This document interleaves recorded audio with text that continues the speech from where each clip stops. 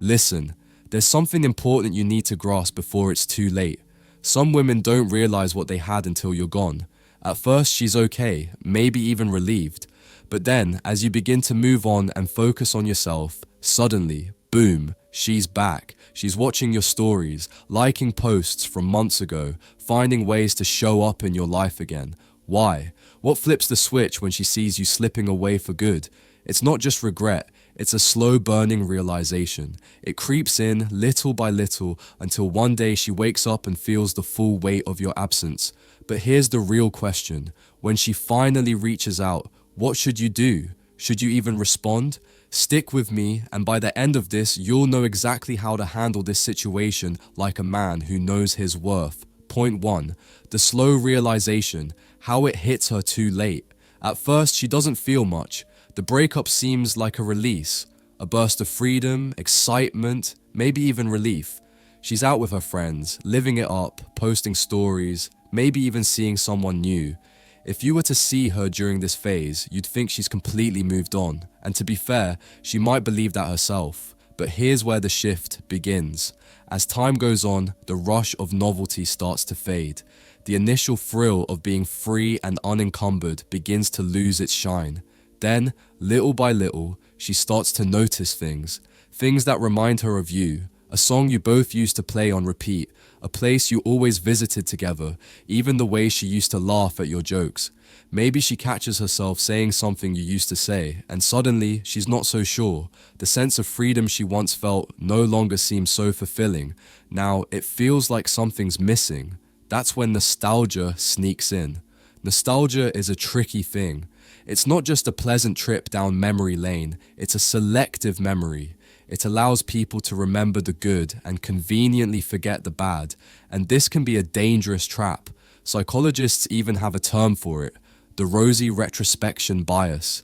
It's the reason why people often look back at their past relationships thinking, wow, that was amazing, even though at the time things weren't always perfect. We tend to see things in a better light than they really were. Suddenly, she begins to ask herself questions she hadn't considered before. Did I make a mistake? Was he really that bad? Did I take him for granted? These questions begin to cloud her thoughts, and it's in this moment that the cracks start to show. But here's the key. You do nothing. You don't give in to the urge to reach out or check in on her. You stay silent, and that silence, it's louder than any words you could ever say, because silence doesn't just leave her hanging, it creates mystery. It makes her question everything. She can't figure you out. She can't tell if you're just moving on or if you've already completely left her behind. She starts to wonder if maybe she's made a mistake, that you're not waiting around, hoping for her to come back. No, you're not the guy who's clinging to her. You're the guy who's thriving on his own, living life without her in it. And that realization, that's what really starts to hit her. She's not just missing the good times, she's missing you, the version of you she thought she could always have access to. And now, she might realize too late that she's lost something she can never get back. Quick break. The course has been reopened. In 3 days, it will close. Few spots left. For those who cannot afford it, I created a one-to-one chat with me. Choose your package and let's solve the problem you have with your girl together. Don't wait around thinking you have time. You don't. The girl you want, someone else will take her if you don't learn these secrets, and you will be stuck wondering what went wrong. This is your chance to level up and leave your old self behind. This is the last time you'll get it at this price. Next time, it will cost more. Time's running out. Don't let this opportunity slip by. Point 2. The subtle breadcrumbs, when she starts testing the waters.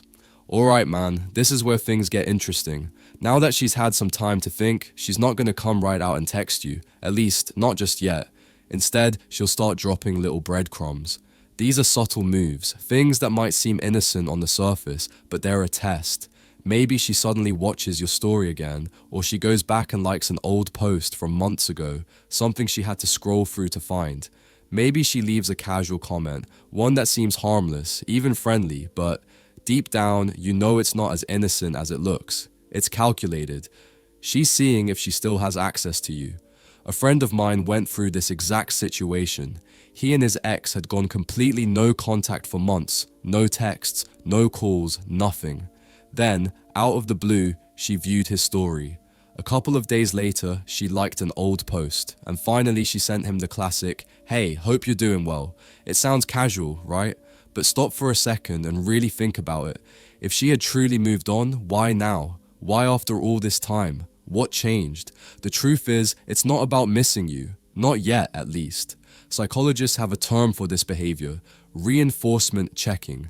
It's when someone wants to test if they still have control over a past connection. It's not so much about whether they miss you, it's about knowing they can have you if they choose to. She's just checking the waters, testing if you're still available, still emotionally accessible. And here's where you need to be careful. This isn't some innocent moment. She's trying to see if she can still pull your strings. She wants to know if you're still emotionally attached, if she can still get a reaction out of you. So, the big question now, should you respond? That depends on where you stand emotionally. If you still have feelings for her, then take a step back, pause, reflect, and ask yourself, has anything really changed? Because if the same issues that led to the breakup are still unresolved, you're just setting yourself up for the same cycle. You're playing with fire if you jump back into that. But if you've truly moved on, then the best response is no response at all. Silence is golden here. Don't give in to the temptation to reply or engage. Why? Because the moment she realizes that you've found peace, that you've moved on without her, that's when the real regret sets in. The realization that she no longer has any control over your emotions is a powerful thing. It'll hit her hard when she sees that you're not just waiting around, hoping she'll come back. You're living your life, thriving without her, and that's when she starts to realize what she's lost. Remember, the longer you stay silent, the more powerful you become. Your absence forces her to face the reality that you're no longer available on her terms. And trust me, that's when the regret and second guessing truly kick in. Point 3, the fear of true loss when she realizes you're really gone. Now, this is where things begin to shift in a major way. At first, she was just testing the waters, dropping those little breadcrumbs, seeing if you were still emotionally available. Maybe she was hoping to get some sort of reaction out of you, just to check if you were still within her reach. But then, when she realizes you're not biting, that you haven't responded, haven't engaged, and, most importantly, have been thriving without her, that's when the fear truly kicks in. Suddenly she's thinking, wait, is he really moving on? And that's when the real shift happens. There's a powerful concept in behavioral psychology called loss aversion. It's been proven that people fear losing something far more than they enjoy gaining something new. In simpler terms, the pain of losing something, whether it's a person, an opportunity, or even an emotional attachment, is much more intense than the joy of gaining something new. And that's exactly what's happening here.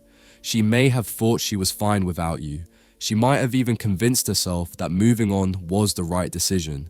But as she watches you, she sees a version of you that is unbothered, confident, and focused on your own growth. You're thriving, and you're not waiting for her to come back. This is what shakes her. Because deep down, if she truly believed you would always be there, she never would have felt the urgency to fight for you in the first place. She didn't feel the need to rush before, because in her mind, you were always there. You were a constant in her life. But now she's beginning to realize that she might have actually lost you for good. And that's when she starts to ask herself all the hard questions. Did I make a mistake? Was he actually the one for me? What if he's moved on with someone else? The fear of losing you for good, the fear of no longer having a hold on you, is what jolts her into action. It's what forces her to reconsider everything she took for granted. The reality hits her. She might have let something slip away, and this time there's no turning back. This is exactly why the most powerful thing you can do in this moment is walk away with no hesitation. When you do that, you're not just walking away from her. You're walking away from the idea of being an option. You're choosing yourself, your growth, and your happiness above the fear of being left behind. The moment she sees that you are moving forward without her, completely unaffected by her absence, that's when it truly hits her. She's lost her chance, and the fear of that loss is what will make her reconsider everything. She'll wonder, was I too quick to let go? She'll replay the past, questioning if she made a mistake and wondering if it's too late to fix things. But here's the kicker. By the time that fear sets in, you've already moved on, and that's what makes it so powerful. You're no longer available for the kind of emotional manipulation or back and forth games. You're no longer the one waiting for her to decide what she wants. You've already decided, and you've chosen yourself. In the end, it's your absence that creates the urgency she needs to face the reality of what she's lost. Point 4. When she finally reaches out, the moment of truth. So, she finally texts you. After all that time, all the silence, the space, she reaches out. But before you get excited or start thinking this is the moment she's going to confess her feelings, pump the brakes. Don't expect some deep, heartfelt confession like, I miss you, I was wrong, I realize everything now. That kind of vulnerability is tough for most people to show, especially if they've been the one to let things slip away. Instead, what you'll likely get is something casual, something safe, a text like, hey, how have you been? Saw something that reminded me of you.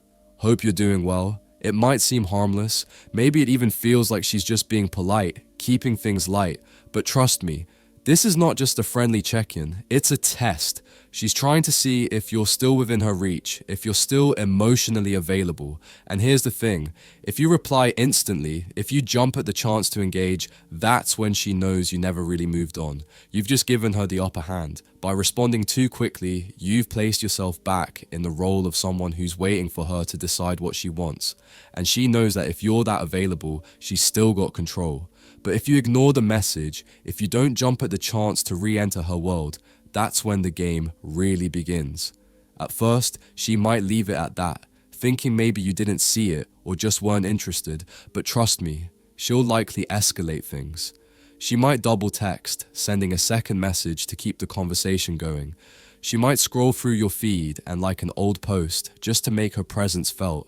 She might even go so far as to reach out through a mutual friend, testing the waters even further, because now she's uncertain. She's unsure of whether she still has a hold on you. So, what do you do now?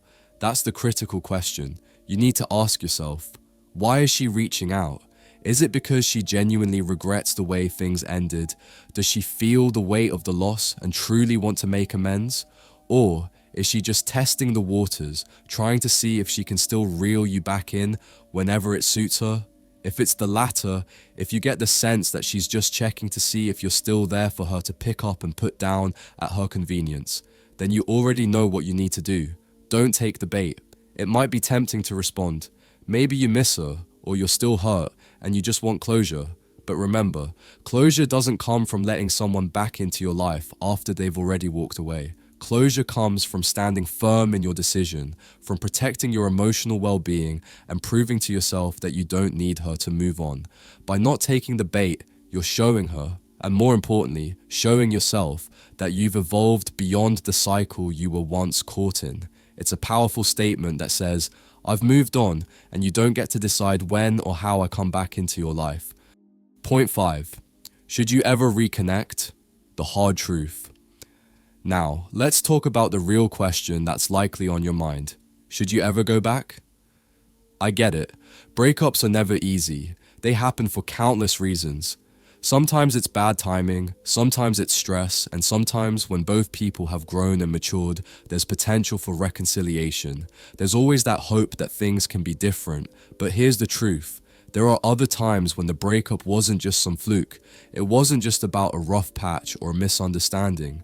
It was a necessary ending, the natural result of deeper issues that were never addressed. And if that's the case, going back won't solve anything. All it does is repeat the same cycle that you already tried to break free from. Let me give you a real-world example. I had a close friend who got back with his ex after months of no contact. She reached out, telling him that she had changed, that she saw things differently now. For a while, he bought it. He thought maybe the time apart had helped them both grow, that this time things would work out, but within 3 months, same old issues, same toxic patterns, same drama. The relationship didn't evolve. It was just a temporary reprieve before the same problems surfaced. And you know what the kicker was? She didn't actually miss him. She just didn't like the idea of him moving on. She couldn't stand the thought of him being with someone else, so she came back into his life, only to drag him through the same emotional roller coaster. That's what nostalgia does. It's a powerful force, no doubt. It tricks us into forgetting the reasons things ended in the first place. It has a way of painting the past in a rosy light, even when we know the relationship was flawed. You start to look back and think, maybe it wasn't that bad. Maybe we could make it work if we tried again. But don't fall for that. It's just a memory of what could have been, not the reality of what was. So before you consider going back, ask yourself this one crucial question. What caused the breakup in the first place?